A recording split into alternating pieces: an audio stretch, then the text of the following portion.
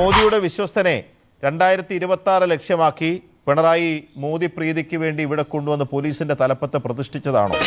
ഇത് ഇത്രയും വലിയ കുരിശാണെന്ന് ഞാൻ ഓർത്തു. ഈ ചാനൽ കാണുന്ന ആളുകൾക്ക് നല്ല ബുദ്ധിയുണ്ട്.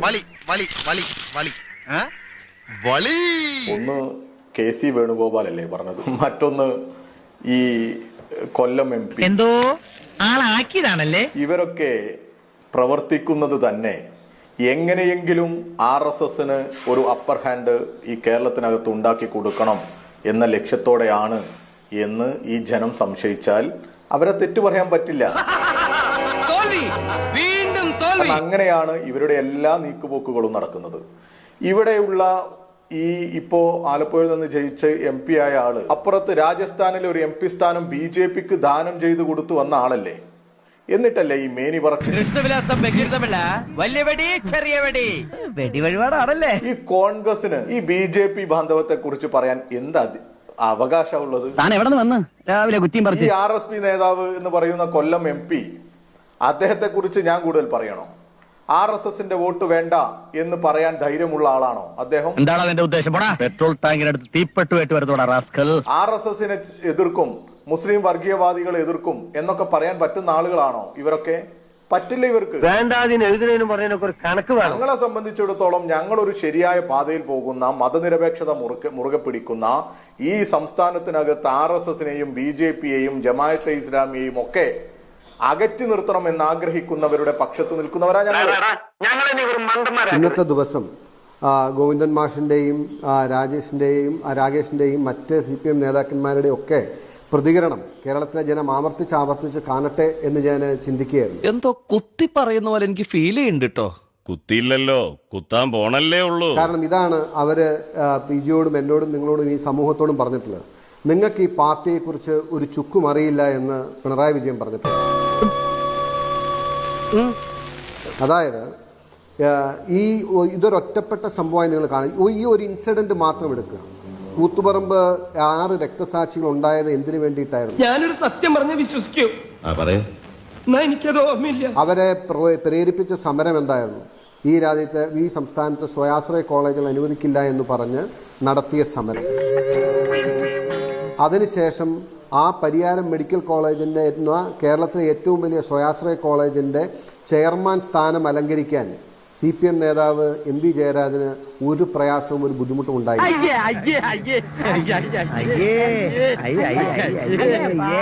ഇവിടെ സ്വയാശ്രയ കോളേജുകൾ അനുവദിക്കില്ല എന്ന് പറഞ്ഞ് ഒരു തലമുറയിലെ SFI DYFI കുട്ടികളെ സമരത്തിന് അയച്ചുവിട്ട് തെരുവിൽ രക്തം ചിന്തിച്ച് രക്തസാക്ഷികളെ സൃഷ്ടിച്ച് പാർട്ടിയെ വളർത്തിയ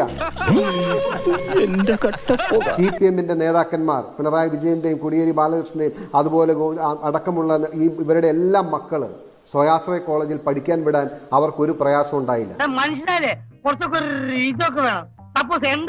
ഇന്നത്തെ മുഖ്യമന്ത്രി പിണറായി വിജയന്റെ മകൾ തൊട്ട് അയൽ സംസ്ഥാനമായ കോയമ്പത്തൂരിൽ നിന്ന് ഏറ്റവും വലിയ സ്വയാശ്രയ അല്ലെങ്കിൽ സ്വകാര്യ സ്ഥാപനത്തിൽ നിന്നും വിദ്യാഭ്യാസം നേടി മടങ്ങി വന്ന് IT സംരംഭകയാവാൻ അവർക്ക് ബുദ്ധിമുട്ടുണ്ടായില്ല.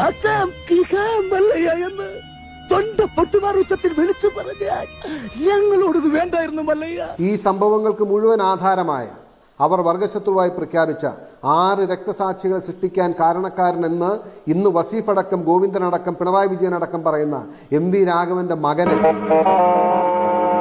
തിരിച്ച് പാർട്ടിയിൽ കൊണ്ടുവന്ന് രക്തഹാരം അണിയിച്ച് പാർട്ടി സ്ഥാനാർത്ഥിയായി മത്സരിപ്പിച്ച് നികേഷ് കുമാർ സിന്ദാബാദ്, വിപ്ലവം വിജയിക്കട്ടെ എന്ന് വിളിക്കാൻ ഈ പാർട്ടിക്കും ഈ നേതാക്കന്മാർക്കും ഒരു പ്രയാസവും ഒരു ബുദ്ധിമുട്ടും ഉണ്ടായില്ല. അതിനുശേഷം ഞാൻ എൻ്റെ ചെവി കൊണ്ട് കേട്ട നിയമസഭയിൽ കൂത്തുപറമ്പ് രക്തസാക്ഷികളെ കുറിച്ച് ഞാൻ ഉന്നയിച്ചപ്പോൾ അന്ന് SFI നേതൃനിരയിലുണ്ടായിരുന്ന P രാജീവ് ഇന്ന് മന്ത്രിസ്ഥാനം അലങ്കരിക്കുമ്പോൾ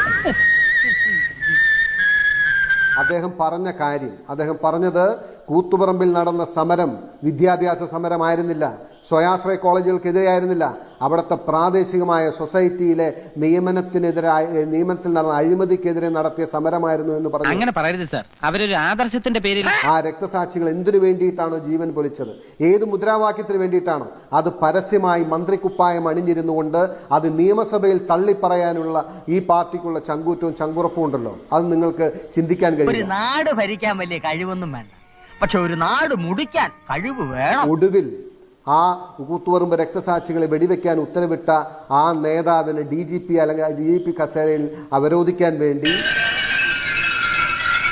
ഇന്ന് പിണറായി വിജയൻ എടുത്ത തീരുമാനത്തെ ന്യായീകരിക്കാൻ വേണ്ടി ആ രമത ചന്ദ്രശേഖർ എന്ന ഉദ്യോഗസ്ഥന്റെ ചെയ്തികളെ ഡിവൈഎഫ്ഐയുടെ സംസ്ഥാന സെക്രട്ടറി കേരളത്തിന്റെ മുമ്പിൽ ന്യായീകരിക്കുമ്പോൾ ഈ ചെയ്യുന്നതൊക്കെ ന്യായമാണെന്ന് തോന്നുന്നുണ്ടോ? CPMന്റെ സംസ്ഥാന സെക്രട്ടറി കേരളത്തിന് മുമ്പിൽ ന്യായീകരിക്കുമ്പോൾ, കണ്ണൂർ ജില്ലാ സെക്രട്ടറി കേരളത്തിന് മുമ്പിൽ ന്യായീകരിക്കുമ്പോൾ എനിക്കും നിങ്ങൾക്കും ഈ പാർട്ടിയെ കുറിച്ച് ഒരു ചുക്കും അറിയില്ല PG. അതാണ് എന്റെ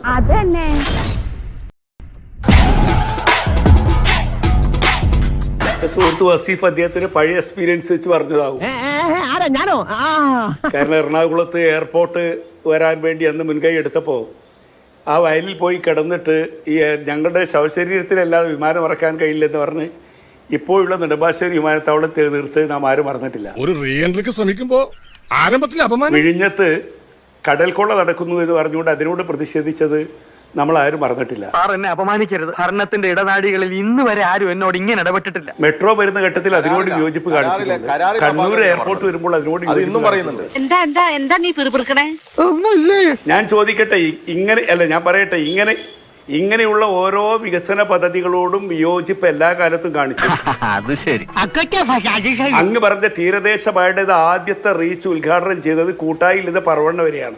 അത് ശ്രീ ഉമ്മൻചാണ്ടിയാണ്. ഞാൻ പറയുന്നത് വികസന രംഗത്തോട്, വികസന പദ്ധതികളോട് എല്ലാ കാലത്തും ഇവിടുത്തെ സമീപനം മറക്കരുത്. ഇവിടെ ഞങ്ങൾ പറഞ്ഞ കാര്യം എന്ന് പറയുന്നത് ഏകദേശം 1600 കിലോമീറ്ററിലധികം 5 സംസ്ഥാനങ്ങളിലൂടെ കടന്നു പോകുന്ന ഒരു പാതയാണിത്. അതാണല്ലോ ദേശീയപാത 66. തീർന്നിട്ടില്ല, ബാക്കി വന്നിട്ട് തരുന്നുണ്ട്. അതിൽ കേരളത്തിൽ ഏകദേശം 600 കിലോമീറ്ററോളം കേരളത്തിലാണ്. ഈ കേരളത്തിൽ ഈ വർക്ക് നടക്കുന്ന ഘട്ടത്തിൽ ഞങ്ങൾ വെറുതെ പറഞ്ഞതല്ലല്ലോ.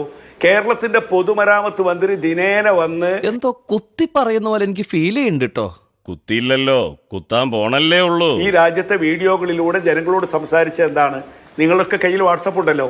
അദ്ദേഹം പറഞ്ഞത് ഞാനും ഇവിടുത്തെ പൊതുമരാമത്ത് വകുപ്പിന്റെ ഉന്നത സാങ്കേതിക വിദഗ്ധന്മാരടങ്ങുന്ന സംഘവും ദിനേന ഇങ്ങനെ സഞ്ചരിച്ചുകൊണ്ട് ഇത് പരിശോധിക്കുകയാണ്. ഞാനൊരു സത്യം പറഞ്ഞ് വിശ്വസിക്കൂ. എനിക്കത് ഓർമ്മയില്ല. ദിനേന പരിശോധിച്ചുകൊണ്ട് ഇതിന്റെ ഓരോ പ്രവർത്തനവും ഞങ്ങൾ ഉറപ്പുവരുത്തിയിട്ട് ബഹുമാനപ്പെട്ട കേരളത്തിന്റെ മുഖ്യമന്ത്രി അവിടെ ഇരുന്ന് ഇത് കോർഡിനേറ്റ് ചെയ്യുകയാണ്. അങ്ങനെ ദൈനംദിനം ഞങ്ങൾ ഇതിന്റെ പ്രവർത്തനങ്ങൾ ഇങ്ങനെ നടത്തിക്കൊണ്ടു പോകുന്നു എന്ന് ഇവിടുത്തെ ജനങ്ങളോട് പറഞ്ഞതാരും മറന്നിട്ടില്ല. ഇപ്പൊ നിങ്ങൾ പറയുന്നത് സ്ഥലം എടുത്തു കൊടുക്കുക എന്നുള്ള ഒരു ഉത്തരവാദിത്തം മാത്രമേ ഞങ്ങൾ ഏറ്റെടുത്തിട്ടുള്ളൂ, ബാക്കിയൊക്കെ കേന്ദ്രമാണ് എന്നാണ്. ഞാൻ ഒരുപാട് തവണ തന്നോട് പറഞ്ഞിട്ടുണ്ട് ഇവിടെ ഇങ്ങനെയുള്ള ചുറ്റിക്കളിയൊന്നും ഉണ്ടാക്കരുതെന്ന്. ഇപ്പൊ എന്തായി? ഞാനും ആപ്പിലായി. ഞാൻ പറയുന്നത് നേരത്തെ ഞാൻ പറഞ്ഞല്ലോ, ആര് കുത്തിയാലും അരി വെളുക്കണമെന്ന്. ഇത് കേരളത്തിലെ ജനങ്ങളെ ബാധിക്കുന്ന പ്രശ്നമാണ് വസീഫെ. അങ്ങ് മനസ്സിലാക്കേണ്ടത് അല്ല, കേരളത്തിലെ ഞാൻ പറയുന്നത് ഈ റോഡ് പ്രവൃത്തി പൂർത്തീകരിച്ചു കഴിഞ്ഞാൽ അറിയാൻ പാടില്ലെങ്കിൽ പിന്നെ ഇടക്ക് കയറി എന്നാത്തിനാട് ഒപ്പും. അല്ലല്ല, റോഡ് പ്രവൃത്തി അല്ല, നോണയല്ല ഇത്. ഞാൻ വേണമെങ്കിൽ കാണിച്ചു തരാം വാട്സപ്പില്. ഞാൻ വാട്സപ്പില് കാണിച്ചു തരാം. ഭയമൊന്നുമില്ലല്ലോ. കൊള്ളാം, എനിക്കോ നല്ല കാര്യമായി. അത് ഇപ്പൊ കാണിച്ചു തരാം. ഇത് മാത്രമല്ല, ഇവിടുത്തെ റോഡുകള് പെശകാണല്ലോ ശ്രീരേട്ടാ. ഇതിന്റെ പദ്ധതി പദ്ധതിയുടെ നടത്തിപ്പ്, അതിന്റെ സുരക്ഷയും ഒക്കെ ഇടതുപക്ഷ ഗവൺമെന്റ്, കേരള ഗവൺമെന്റ് ആണോ നടപ്പിലാക്കി? അങ്ങനെ മുഹമ്മദ് റിയാസ് പറഞ്ഞോ? ഇപ്പൊ എന്തായി? എനിക്ക് നേരത്തെ അറിയായിരുന്നു മൂപ്പര് ഇങ്ങനെ തന്നെ പറയുള്ളൂ. എന്താ നിങ്ങൾ ഈ പറയുന്നത്? എന്താ നിങ്ങൾ ഉദ്ദേശിക്കുന്നത്? നിങ്ങളുടെ റിയാസിന്റെ വാക്കുകൾ മുഖ്യമന്ത്രി മുഹമ്മദ് റിയാസും ഒക്കെ തന്നെയാ എന്ന് പറയുന്നത്. ഞാൻ നേരത്തെ പറഞ്ഞ മനോരമയിൽ വന്ന വാർത്ത നീ നന്നാവില്ല. അത് താൻ പറഞ്ഞിട്ട് വേണോ ഞാൻ അറിയാൻ? അസ്വസ്ഥതയാണ്.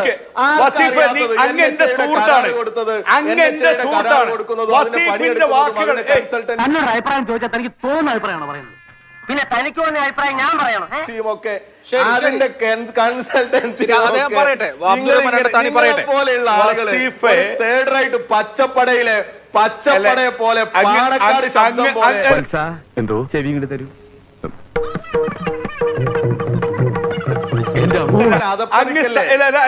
വാട്സ്ആപ്പ് യൂണിവേഴ്സിറ്റിയിൽ അഭിരമിക്കല്ലേ? ലോകത്ത് പല കള്ളൂടിയന്മാരെ കണ്ടിട്ടുണ്ട്, പക്ഷെ ഇതുപോലെ ഒരുത്തിന് ആദ്യമായിട്ടാണ് കാണുന്നത്. രാത്രി മനുഷ്യനെ കിടന്ന് ഉറങ്ങാനും സമ്മതിക്കത്തില്ല. നിങ്ങൾ ഉപേക്ഷിച്ചു പോയ പദ്ധതി, നിങ്ങൾ അവസാനിപ്പിച്ച പദ്ധതി, അത് ഇച്ഛാശക്തിയോടുകൂടി കേരളത്തിൽ നടപ്പിലാക്കുമെന്ന് പറഞ്ഞ ഒരു ഗവൺമെന്റ്, അത് പിണറായി വിജയൻ ഗവൺമെന്റാ. നിന്നെ സമ്മതിക്കണം.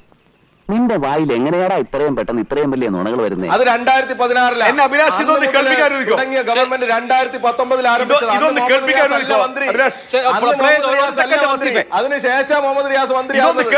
നിങ്ങൾക്ക് ഇപ്പൊ ഇതിന്റെ വീഡിയോ ഇവന്റെ ഒരു കാര്യം നീഞ്ഞു വന്നേ. ദൈവത്തെ ഓർത്ത് ചതിക്കരുത്. ഇതൊന്ന് കേൾക്കാൻ അനുവദിക്ക്. എന്താ അമ്മായി ഇത് ഇവിടെ ഇങ്ങനെ അത് റിയാസ് പറയുന്നത് കേൾക്കുക. പൂർണ്ണമായി കേൾക്ക്, പൂർണ്ണമായി കേൾക്ക്. പക്ഷെ ഇതിന്റെ സുരക്ഷിതത്വമായാലും ഇതിന്റെ എഞ്ചിനീയറിംഗ് വിങ് ആയാലും ഇതിന്റെ കരാറായാലും എല്ലാം ആരാ നടത്തുന്നത്? അത് കേന്ദ്ര ഗവൺമെന്റാ. തള്ളി ഇവിടം വരെ കൊണ്ടുപോകും. മനുഷ്യനെ നാണം കെടുത്താനായിട്ട് ഓരോ കോമാളി വേഷോട്ടോണ്ട് ഇറങ്ങിയിരിക്കുക. ഒരു 6 ഇഞ്ച് നീങ്ങി ഒരു ചുവന്ന സ്വിച്ച് കാണുന്നുണ്ടോ? കാണുന്നുണ്ട്. ഈ സ്വിച്ചിന്റെ കാര്യമാണ്. അമർത്തിയോ? അമർത്തി.